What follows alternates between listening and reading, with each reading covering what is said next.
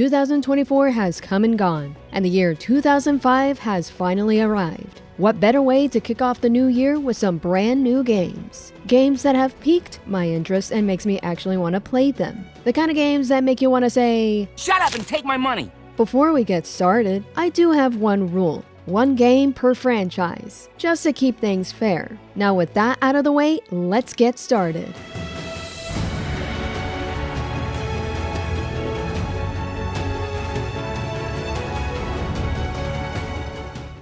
Tori is a fun, bite-sized platformer series that gives you mini levels to breeze on through, with a few weird elements thrown into it. The gameplay and its visual design were inspired by classic 3D platformers, with a touch of Sonic Adventure 2 vibes. In this game, you'll be speeding your way through levels and racing against your rival. Tori Saturn was originally set to release in 2024, but got pushed back to 2025. It's amazing how this little bird has come so far, where each game continues to get better with each installment. It just oozes with personality from its visual art style, gameplay, and music. This will be a great game to play for when I want to play something that's fast-paced and enjoyable.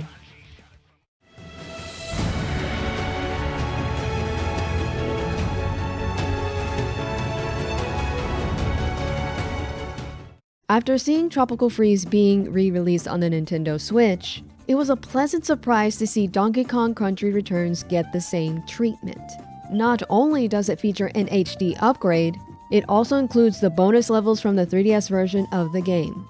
I remember playing the original game on Wii and having a blast. It's a fun yet challenging platformer that can be enjoyed playing solo or in co-op mode with a friend or family member.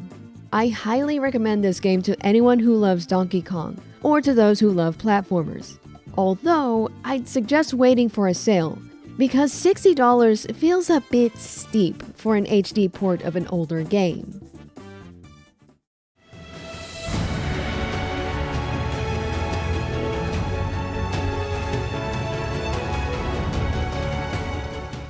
It's been a while since the last Shantae game was released, and I've been curious about what WayForward has been up to since then.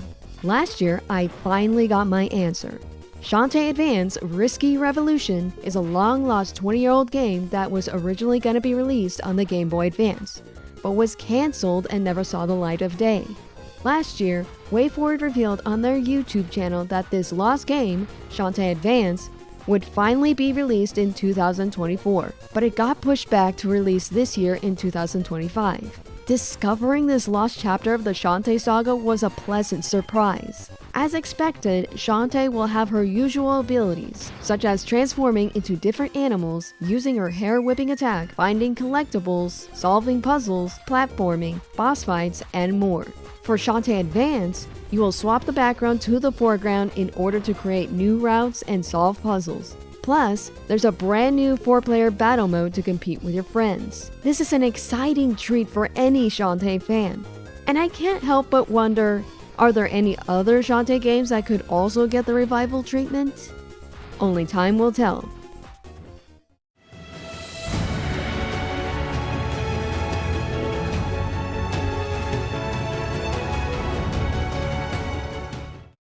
What if Disney created a horror game?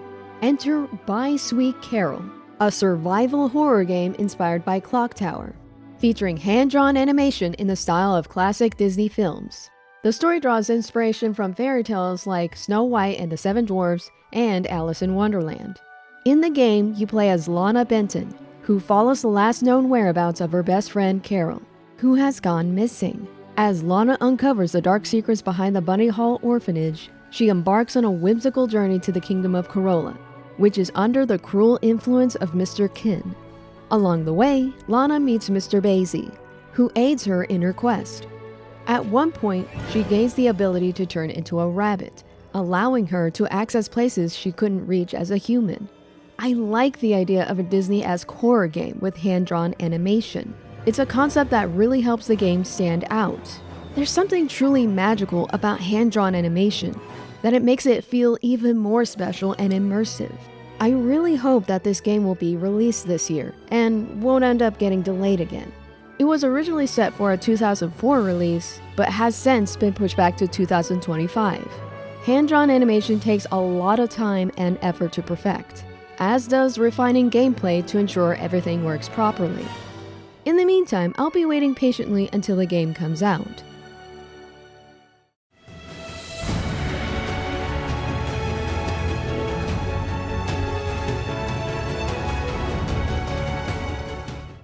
I never played the first Little Nightmares game, but I did play the sequel, and I actually enjoyed it.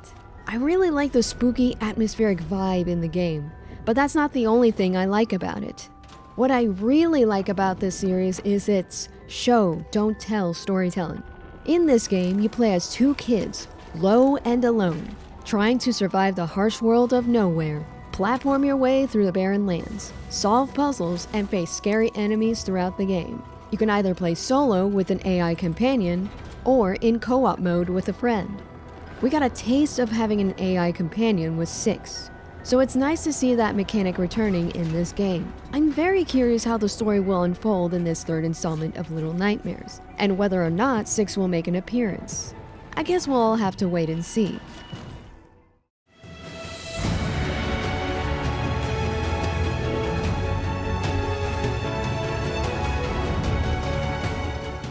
This game was teased last year during Five Nights at Freddy's 10th anniversary, an origin story of the Mimic, who was introduced in the epilogue stories from the FNAF Tales of the Pizzaplex book series. It also made an appearance in FNAF Security Breaches Ruined DLC. Now as for the story, it takes place during the late 1970s, and you play as a FNAF employee who was sent to retrieve Murray's unfinished invention, the elusive Mimic animatronic. So you'll be navigating through an abandoned workshop and unravel the mystery left behind the reclusive inventor, Edwin Murray, who has mysteriously gone missing. With Scott Cawthon returning to lead the development of this game, it does give me hope that the game will return to its horror roots. Because Security Breach really wasn't that scary, and lacked the eerie, atmospheric tone from the original FNAF games. There really wasn't much gameplay shown during the trailer, but I do hope there will be a decent amount of stuff to do, and maybe they could include some familiar elements from the classic FNAF games, such as checking the TV monitors to see where the Mimic is located. Secret of the Mimic will be a VR game, but it will also have a flat mode for those who don't have a VR headset. I'm cautiously optimistic about this game and look forward to learning more about it in the summer.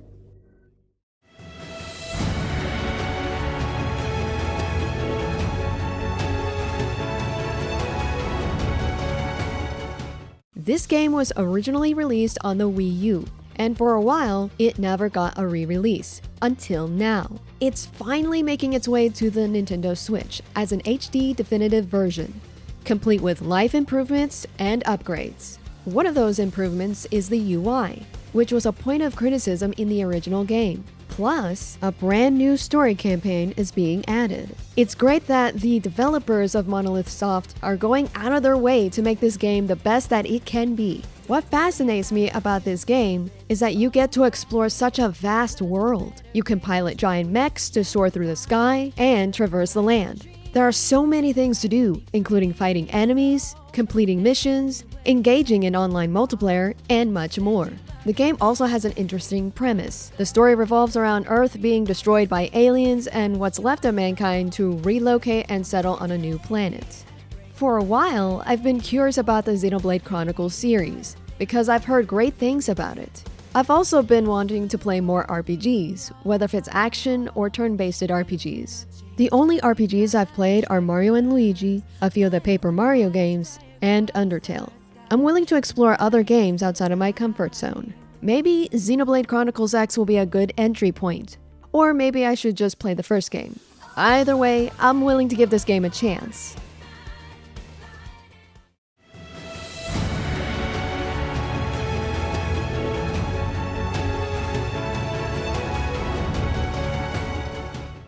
What happens when you take a YouTube miniseries and create a video game out of it? You get Enna, Dream Barbecue. It takes inspiration from old-school 90s CD-ROM point-and-click adventure games. With its bizarre surreal art and off-the-wall humor, it'll definitely grab your attention. You play as Enna.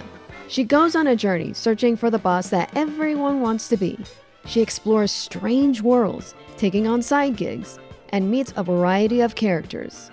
I've been following the progress of this game on and off, and seeing how far it has come has definitely been worth the wait. According to the creator, Joel G., Chapter 1 will be releasing on March 27th. Yes, this game will be releasing in separate chapters, with the first one, The Lonely Door, will be available for free. Also, a supporter edition will be available for purchase, offering exclusive content such as behind-the-scene videos and other cool stuff.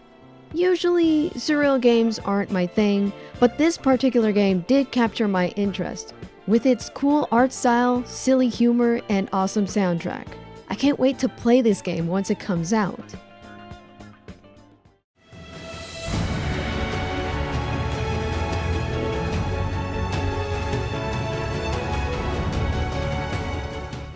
I never played any of the Metal Gear Solid games because I didn't have a PlayStation console during my younger years. I mostly had Nintendo and Sega consoles back then. Still, I've heard a lot of great things about the MGS series. A tactical espionage action stealth game with memorable characters and cinematic storytelling that's often serious but occasionally incorporates humor. Plus, the series is heavily inspired by the James Bond films, which totally explains why the soundtracks to the MGS series sound so amazing. During PlayStation State of Play, it was announced that Metal Gear Solid 3 Snake Eater was getting a remake. This is a great opportunity for me to check out this game. I want to try new things and play different franchises that I haven't previously played before. So this will definitely be a fun experience for me to play this game for the first time.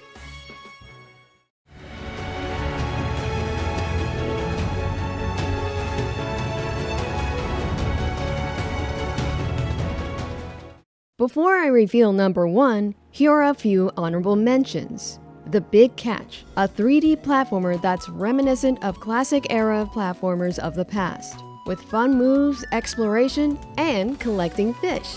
It draws inspiration from Super Mario Sunshine, Wind Waker, Rayman 2, Shadow of the Colossus, and so much more. I had the opportunity to play the demo of the game, and I gotta say, it's a very challenging platformer, but it's so satisfying once you've mastered all the moves. I highly recommend you play the demo, which is available on Steam.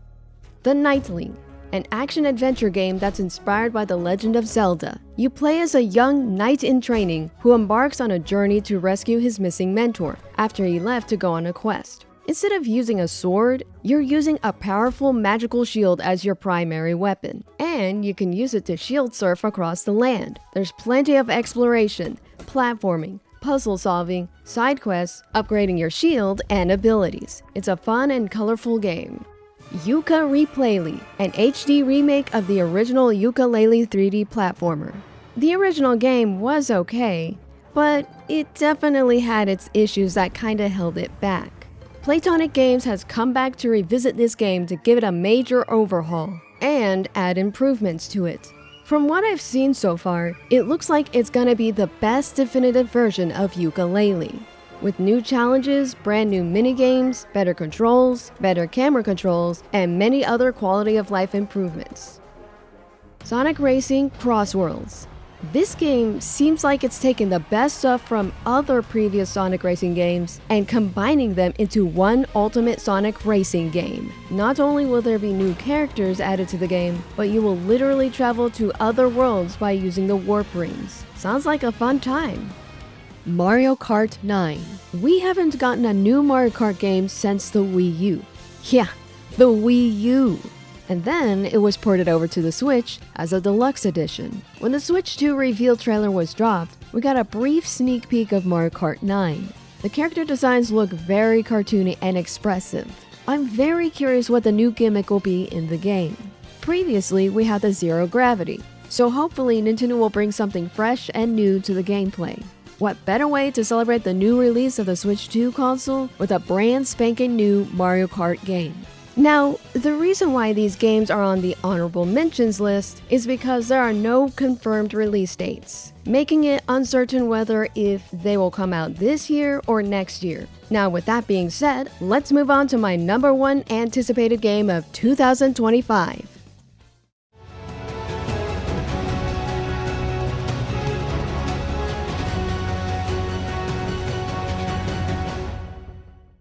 After several years of waiting, we finally got a reveal trailer and a release date for Metroid Prime 4. It's hard to believe this game was first announced back in 2017, only to face setbacks, to starting over from scratch and then going silent for a while.